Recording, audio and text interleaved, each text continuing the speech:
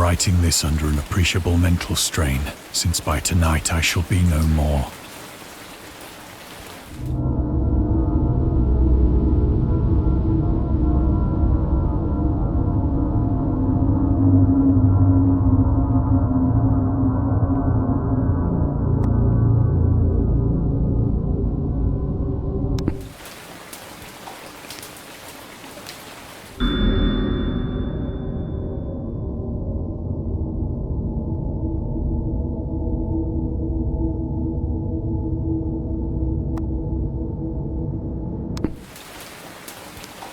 Penniless, and at the end of my supply of the drug which alone makes life endurable, I can bear the torture no longer, and shall cast myself from this garret window into the squalid street below. Do not think from my slavery to morphine that I am a weakling or a degenerate. When you have read these hastily scrawled pages, you may guess, though never fully realize, why it is that I must have forgetfulness or death.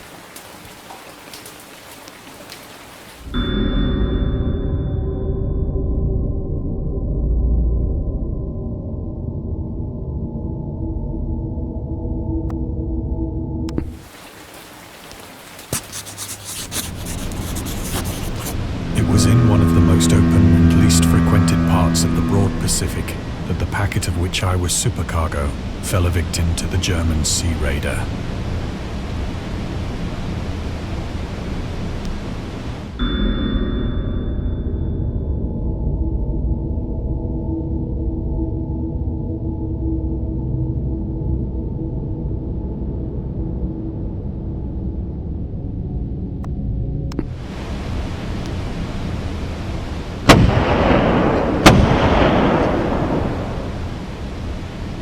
The Great War was then at its very beginning, and the ocean forces of the Hun had not completely sunk to their later degradation, so that our vessel was made a legitimate prize, whilst we of her crew were treated with all the fairness and consideration due us as naval prisoners.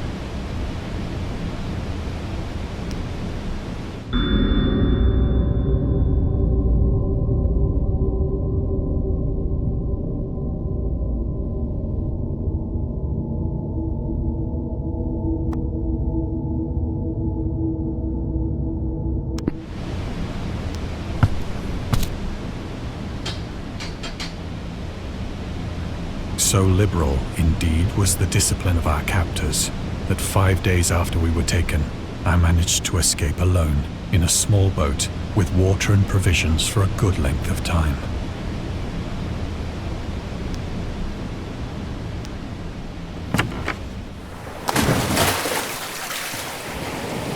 When I finally found myself adrift and free, I had but little idea of my surroundings. Never a competent navigator, I could only guess vaguely by the sun and stars that I was somewhat south of the equator. Of the longitude, I knew nothing, and no island or coastline was in sight.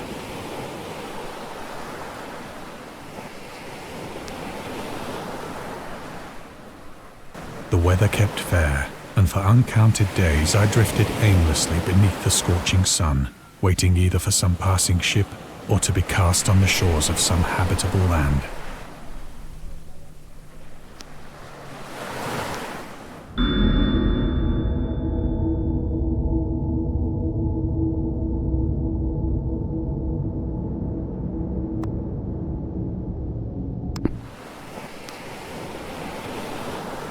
But neither ship nor land appeared, and I began to despair in my solitude upon the heaving vastness of unbroken blue. The change happened whilst I slept. Its details I shall never know, for my slumber, though troubled and dream-infested, was continuous.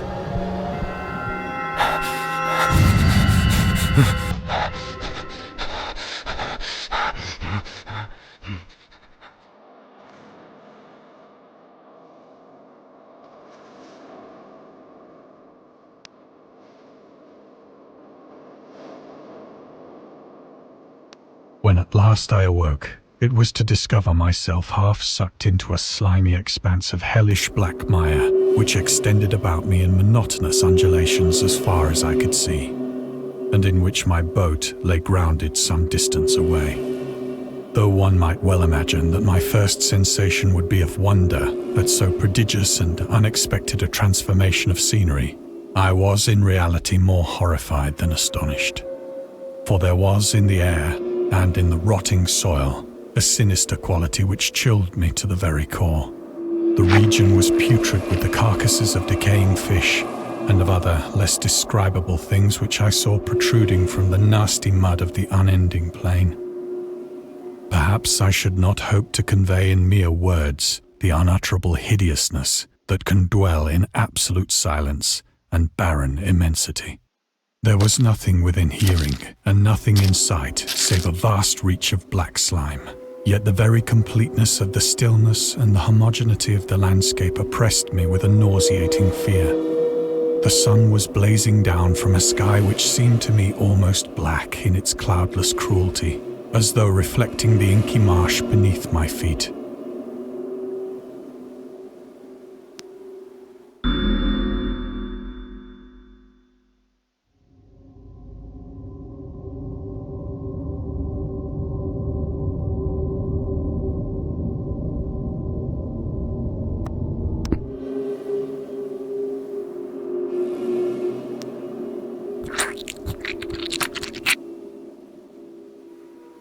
As I crawled into the stranded boat, I realized that only one theory could explain my position.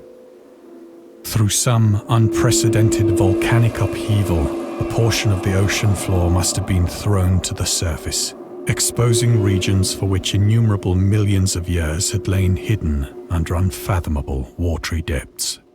So great was the extent of the new land which had risen beneath me, that I could not detect the faintest noise of the surging ocean, straining my ears as I might, nor were there any seafowl to prey upon the dead things.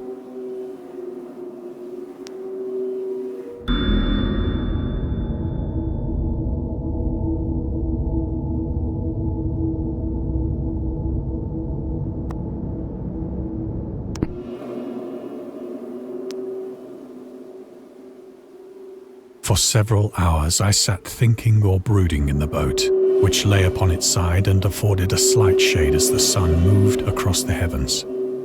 As the day progressed, the ground lost some of its stickiness and seemed likely to dry sufficiently for traveling purposes in a short time. That night I slept but little, and the next day I made for myself a pack containing food and water, preparatory to an overland journey in search of the vanished sea and possible rescue.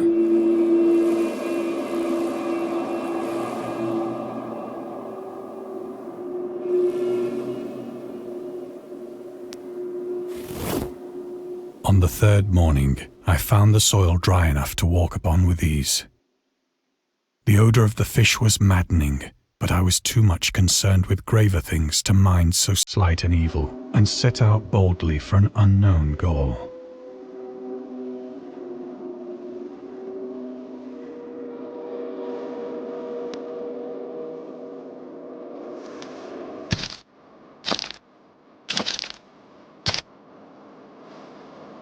All day I forged steadily westward, guided by a faraway hummock which rose higher than any other elevation on the rolling desert.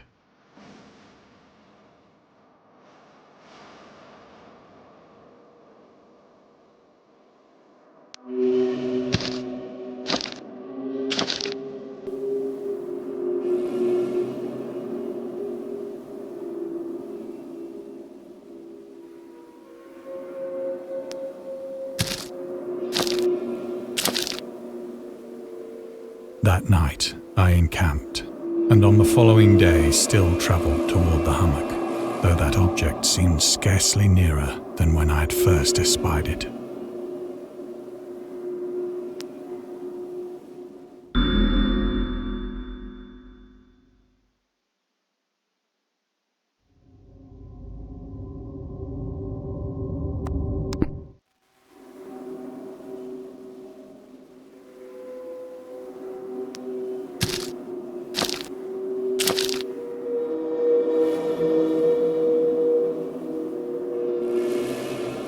the fourth evening, I attained the base of the mound, which turned out to be much higher than it had appeared from a distance. An intervening valley setting it out in sharper relief from the general surface. Too weary to ascend, I slept in the shadow of the hill. I know not why my dreams were so wild that night, but ere the waning and fantastically gibbous moon had risen far above the eastern plain, I was awake in a cold perspiration, determined to sleep no more. Such visions as I had experienced were too much for me to endure again, and in the glow of the moon I saw how unwise I had been to travel by day. Without the glare of the parching sun, my journey would have cost me less energy. Indeed, I now felt quite able to perform the ascent which had deterred me at sunset. Picking up my pack, I started for the crest of the eminence.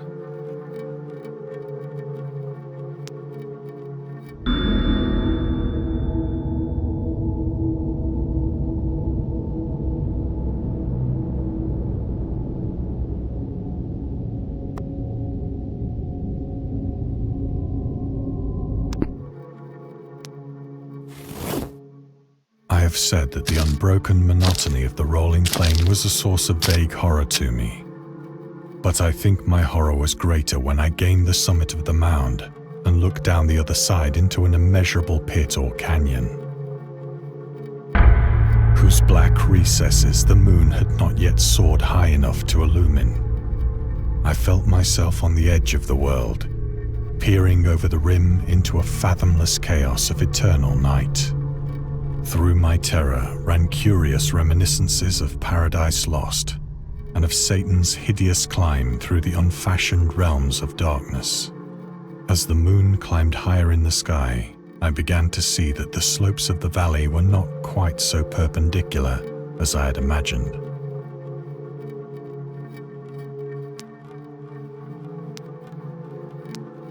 Ledges and outcroppings of rock afforded fairly easy footholds for a descent, whilst after a drop of only a few hundred feet, the declivity became very gradual.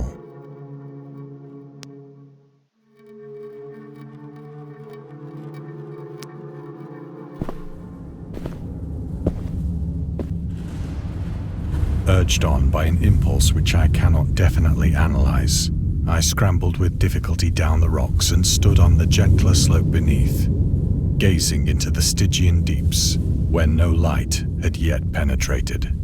All at once, my attention was captured by a vast and singular object on the opposite slope, which rose steeply about 100 yards ahead of me, an object that gleamed whitely in the newly bestowed rays of the ascending moon.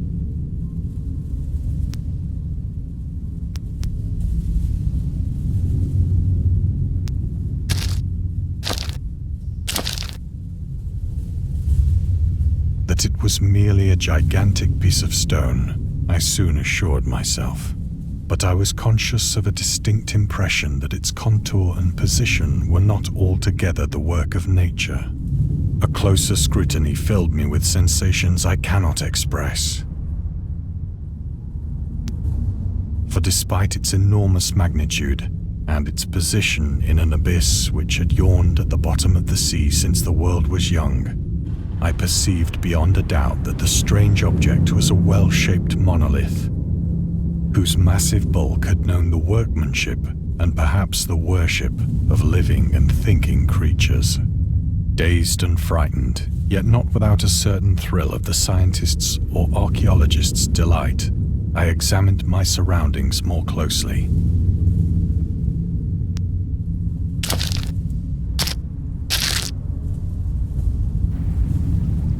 The moon, now near the zenith, shone weirdly and vividly above the towering steeps that hemmed in the chasm, and revealed the fact that a far-flung body of water flowed at the bottom, winding out of sight in both directions and almost lapping my feet as I stood on the slope.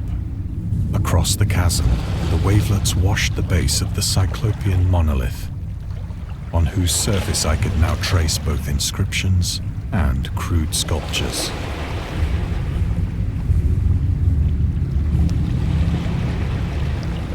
The writing was in a system of hieroglyphics unknown to me and unlike anything I'd ever seen in books, consisting for the most part of conventionalized aquatic symbols such as fishes, eels, octopi, crustaceans, mollusks, whales, and the like. Several characters obviously represented marine things which are unknown to the modern world, but whose decomposing forms I had observed on the ocean-risen plain. It was the pictorial carving, however, that did most to hold me spellbound.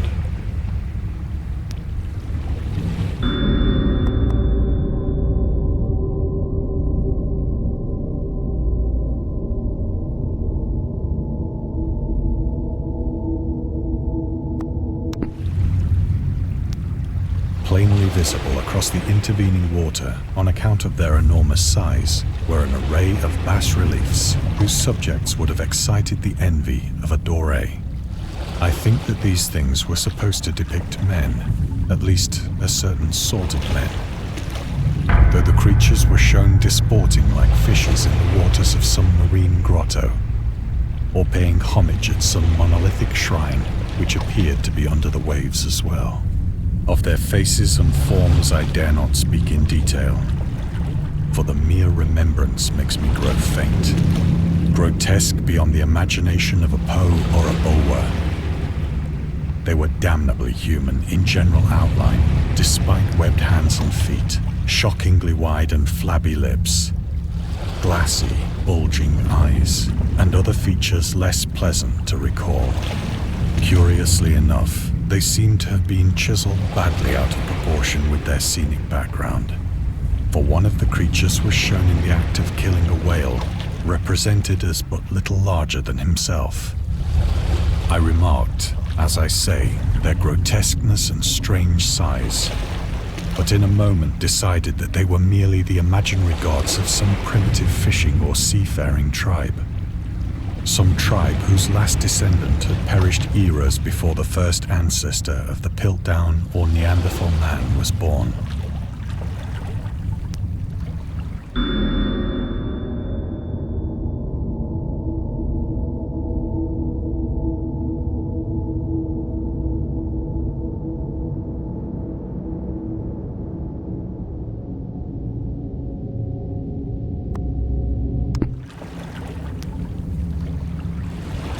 Awestruck at this unexpected glimpse into a past beyond the conception of the most daring anthropologist, I stood musing whilst the moon cast queer reflections on the silent channel before me.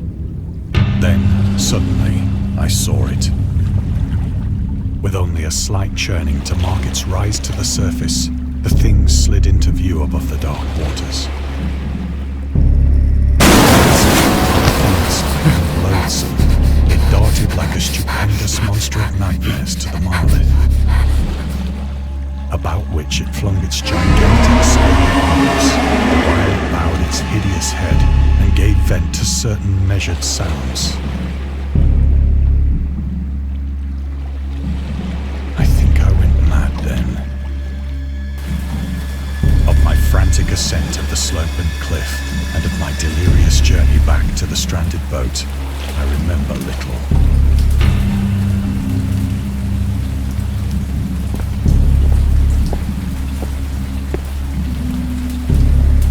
I believe I sang a great deal and laughed oddly when I was unable to sing.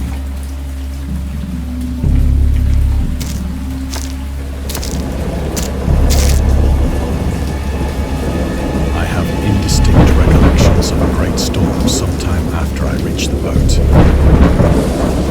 At any rate, I know that I heard pearls of thunder and other tones which nature utters only in her wildest moods.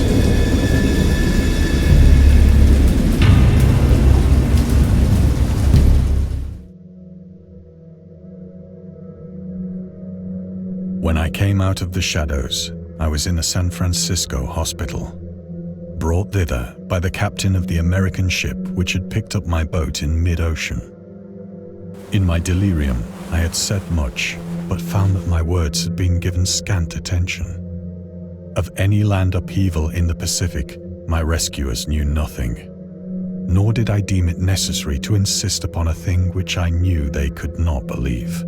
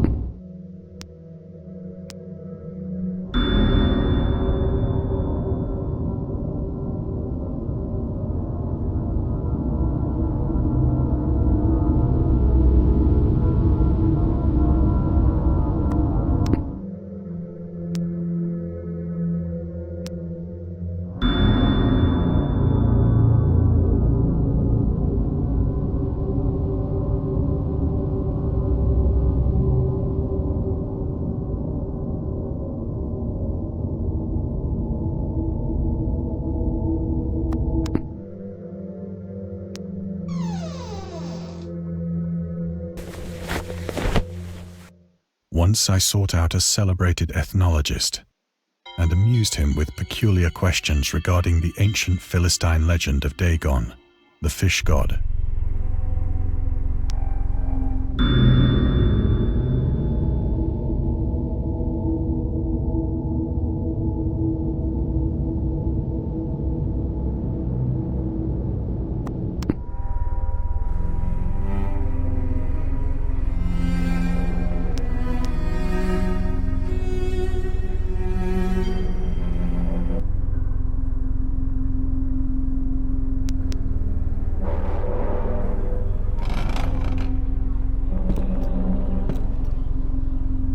But soon perceiving that he was hopelessly conventional, I did not press my inquiries.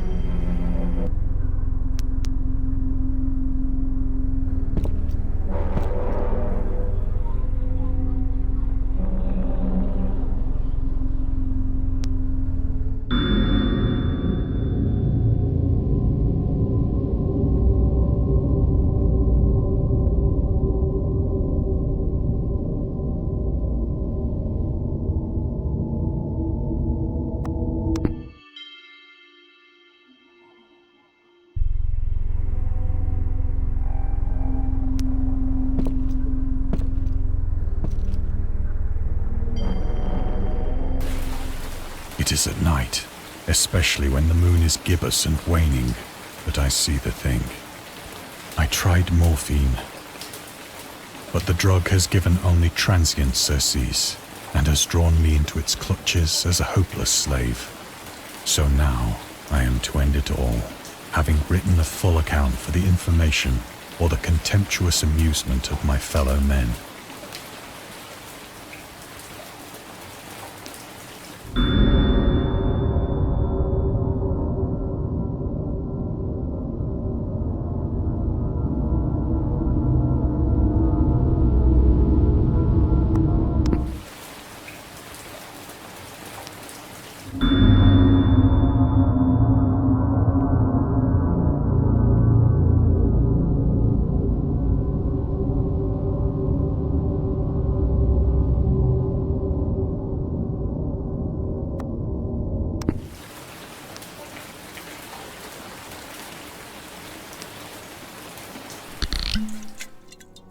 Often, I ask myself if it could not all have been a pure phantasm, a mere freak of fever as I lay sun-stricken and raving in the open boat after my escape from the German man-of-war. This I ask myself, but ever does there come before me a hideously vivid vision in reply. I cannot think of the deep sea without shuddering at the nameless things that may at this very moment be crawling and floundering on its slimy bed. worshipping their ancient stone idols and carving their own detestable likenesses on submarine obelisks of water-soaked granite. I dream of a day when they may rise above the billows to drag down into their reeking talons the remnants of puny, war-exhausted mankind.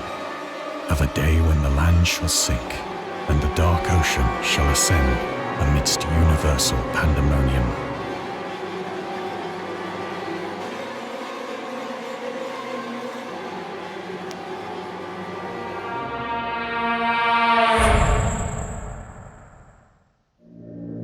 The end is near.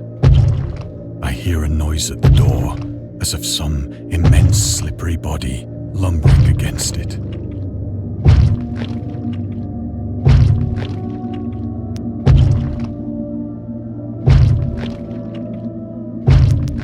It shall not find me.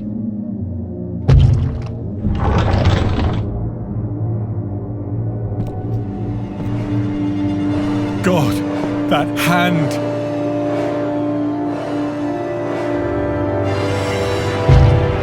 The window! The window!